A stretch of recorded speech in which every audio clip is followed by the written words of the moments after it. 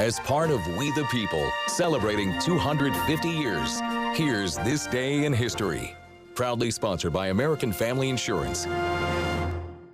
As we count down to America's 250th birthday this summer, we're sharing our We the People series, the people, places, and things of the past that have shaped our country into what it is today, going way back to an important day for presidents, Charlie. Yeah, way back on this day, April 30th. Back in 1789, George Washington was sworn in as the first American president, and he delivered his first inaugural speech at Federal Hall in New York City. Elements of the ceremony set tradition, and presidential inaugurations have deviated very little in the 2 centuries since.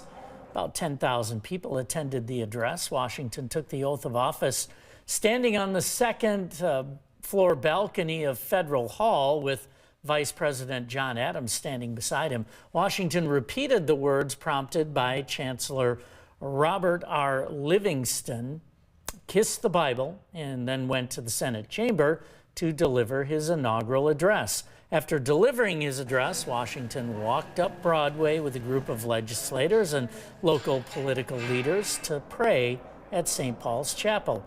Later, he voiced that his presidency and the nation itself was an experiment.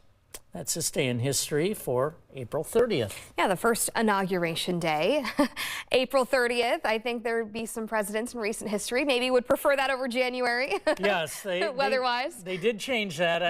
I can't remember what year they changed it, but for at least into the 1800s, Inauguration Day was in the spring versus the middle of winter. Yeah, you know, the cherry blossom season would have been such better idea. Nice, yeah. All right, Charlie, thanks.